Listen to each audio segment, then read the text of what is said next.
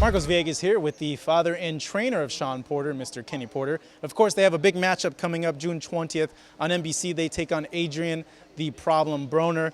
Now, it's a difficult problem, but it's been solved already. So what are you taking from his one defeat and really using it for this camp in this fight? You know, there's nothing in particular that we're taking from the one defeat. I mean, what happened in that fight was what I already knew was going to happen in that fight. We traveled to San Antonio to watch the fight, but I told the powers that be that put the fight together, I said, don't let Adrien fight Maidana. We'll fight Maidana.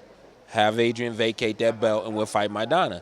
And they said, no, Adrian's going to win. Now, these are the people that were in control of this. And I said, it's not going to happen. You know what I mean? So he can get up here and say whatever it is he likes to say today about what he's planning on doing and what his, his game plan is or however he plans on doing. But on fight night, all the talk is done. And we know, Shawn Porter knows, that he's prepared and done everything he was supposed to do. Adrien has a lot of questions to answer. And on fight night, he's got to answer those questions in the ring. Those same people put together this fight?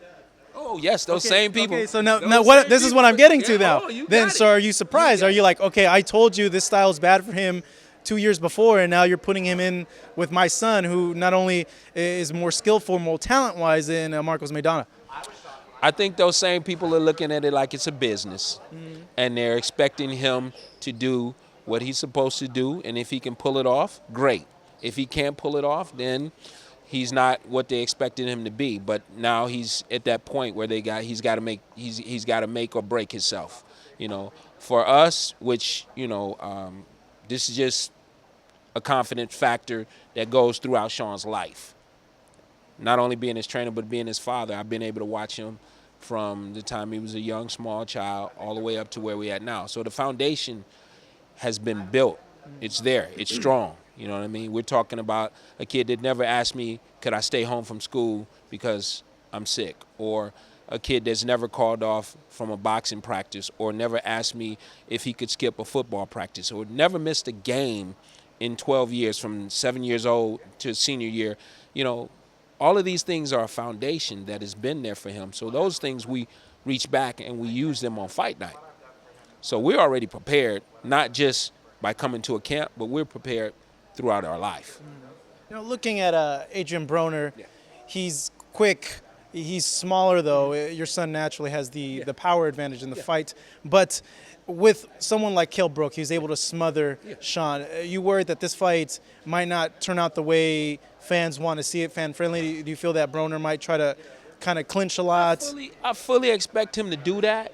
I really do fully expect him to do that. But, it's our job to make sure that he can hold us. It's our job to make sure that he doesn't hold us. It's not our job to complain to a referee. The referee should know what his job is going into it. So there's not a concern that the referee won't when he should, do you feel? You know what? No, we're not going to allow that to be a factor. We've worked on that in camp. We have worked on having guys who came in there with an express purpose just to hold Shawn.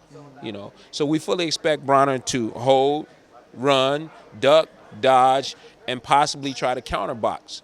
But he's got to understand he can't do that for 12 rounds and be successful and win a fight. Only the judges and the referee knew why they allowed Kell Brook to hold as much as he did without stopping it, because after a while it becomes a foul. Okay? We're not going to cry foul about it, but after a while it's a foul, 81 holds in the first 7 rounds is what we clocked him at right now. So, that's the first 7 rounds. I didn't even go past 7 rounds after I counted that many. But we learned from that they will allow that to happen, and it's our job to make sure that it doesn't continue. So we're going to stop it. Looking at this fight also, for Shawn, for both, I want to say, it's high risk but high reward. Yes. And it took a lot of people aback because honestly, if I was a manager, I'd be like, I'm not letting that fight happen because I know that I can make a lot of money with this guy and a lot of money with this guy. Yeah. We'll have him fight 2 years from now in a pay-per-view. Well, you know what? Adrien kind of put himself in that position. We're willing to take on the Keith Thurmans of the world. We're willing to take on a rematch with a Kell Brook. He has no interest in rematching Shawn, none whatsoever. We're willing to rematch guys we've already fought, like Alexander or Malignaggi. They're not calling us. So when I got the call and said, hey, Will you fight Adrien? Absolutely will fight Adrien. Now, did Adrien get a phone call to say, will you fight Porter? No, he didn't. Adrien got a phone call to say, you know what, you're going to have to fight Porter. There's nothing you can do about it. He did not take this fight because he wanted to fight. He took this fight because he was forced into this fight.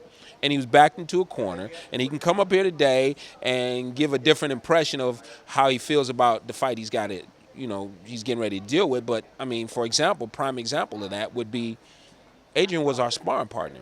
We paid him to drive 5 hours down a highway, put him in a hotel, and we paid him to stay there for a week to be Shawn's sparring partner. For what fight? That was like 15, 16 fights in for Shawn. I want to say it was Ray Robinson. It was a Ray Robinson fight, So Adrien has been Shawn's sparring partner, So he has a lot that he's got to deal with on fight night that a lot of people don't know about, that he's not going to tell him about, you know what I mean? Adrien fought on Shawn's undercards in the amateurs. He idolized Shawn, okay? Idolized Shawn.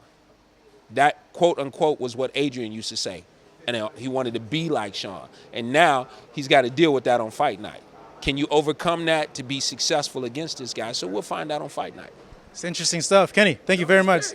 Really appreciate it. Oh, sure. If you're going to show us. Absolutely, I will show you. That's my idol. Oh, yeah, he's the real deal. I've been watching him since I was a little kid, too. We've been in the same tournaments. We won a couple of the same tournaments, too. Yeah, that's my guy right there. Shawn Porter, look, It's interesting to note. We'll see if psychologically it'll play in the fight. Play a part. There's nothing you can do when you've got something that's inbred in you. If you grew up doing something, and it kind of carries over into your adult life. So that's the reason why, because this is who he is, that's the reason why Adrien likes to emulate other guys like Mayweather. That's the reason why Adrien likes to get on stage with the rappers and act like the rapper, because he looks to these idols or these things that he idolizes as what his life should be about. And Shawn Porter is the type of person that leads his own way. He goes his own way, he does his own thing. Of course, I have a lot to do with that, but at the same time, we have a lot of similarities. Neither one of us drink. Neither one of us smokes. Neither one of us parties. Neither one of us gambles. We have a lot of things that we have in common, so we can do a lot of things together. So when I support him for what he's doing, he knows that I'm supporting him 100% because I have the same values, the same understanding. You know what I mean? If that makes any sense. No, it does. He's very much his father's son. Kenny, thank you. Really appreciate it. Yeah. It's happening on June 20th on NBC. Adrien Broner taking on Shawn Porter.